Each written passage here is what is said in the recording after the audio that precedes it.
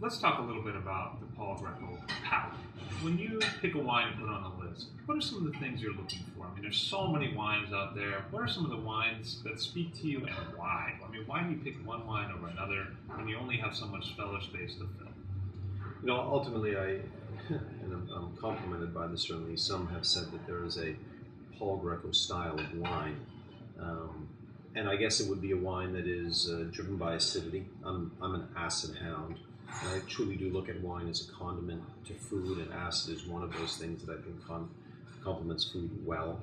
I don't look for perfection. I think perfection is overrated. That's a really interesting point. I can recognize and appreciate when a wine is well made, when they fit all the corners on the square, the box has been fulfilled. Chances are I'm never going to buy that wine, though. That does not at all stoke me. It doesn't make me stand up straight, or it doesn't make me pay attention. To be honest, it bores the crap out of me. I want an edge, I want a fault, I want something to grip onto, to grab onto. It's going to take me on a journey that's going to make me want to understand why this is the case. And generally, it could be an expression of terroir, it could be an expression of winemaking, it could be an expression of man, it could be an expression of the fruit. But why that is, and generally, if I feel that I'm pulled upon this journey, I'm going to want to go, and that's a wine that I'm going to want to buy so that I can take my guests on this journey. I can educate my staff about this journey, and then they can do that with the guest who comes in this restaurant. So, you know, in some ways, Riesling could be an example of that, because the acids in a lot of the Rieslings we love are so high. There's also the presence of residual sugar, which scares people, so we like to talk about, we have no qualms having the conversation of RS, but we'd much rather talk about the conversation of balance, and we think, of course, that Riesling achieves balance like no other wine on the planet Earth. But we go elsewhere too. I guess, you know, the so-called orange wines, or the wines from the Jura with a little bit of the oxidized notes to them, or whatever. So these are other wines that are excited to you right now. Yeah, there's so many, you know. But you know what? Bring me a cool bottle of wine from California. As long as I feel that I'm being taken on this so-called journey, we're gonna go, man. Yeah. We're gonna go. It's a world of grape juice. We love to explore at our programs from a horizontal level. What intrigues us is some cool new varietal from Hungary, is a great expression of Syrah from California, is a modern but crystal clear expression of Pinot Noir from Central Otago, New Zealand. I'm not excited by looking at a wine list where I see, you know, a vertical of Chateau Latour.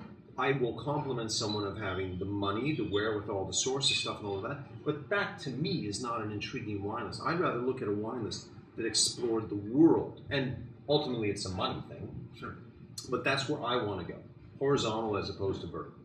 So you talked a little bit about the wines that really intrigue you. Who are some of the people in the world of wine that have really intrigued you? Winemakers, writers, importers, other sommeliers, restaurateurs. Who are the people over your really long career that have really stood out for you and you've been on board with, or you've wanted to take that journey with? I would think number one on the hit parade is Serge Hochar of Chateau Moussard in Lebanon.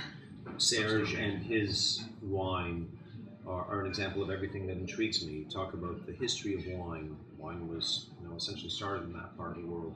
Talk about the geography, all the things that family has gone through to craft that beverage. Talk about the funk in that beverage. You know, it's technically flawed wine, but god damn it, is it great if you will allow yourself to get over this hump and recognize its greatness. So Serge embodies all that is masterful in this world of grape juice. But then I also go to someone like Angelo Gaia, who I'm sure some would decry, but his modern view of Barbaresco allowed the entire world of Italian wine to be catapulted from being very much second tier to now being recognized in its true and proper place as one of the leading wine countries of the world. So everything that Angelo Gaia has done, I applaud the man absolutely, and I absolutely love the wines that he's done.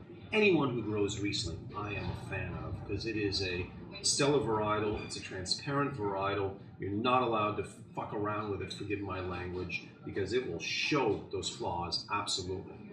Make it well, I will be forever in your camp. Steve, one more if I may. No, Steve, please. you know, Two more. Steve Edmonds of Edmonds St. John, a guy that, you know, a winemaker that has never gotten his due, but is crafting world-class wines in California. Admittedly, that have an old world style, driven by acidity. Steve Edmonds, master blaster of Syrah. Yeah. Cool.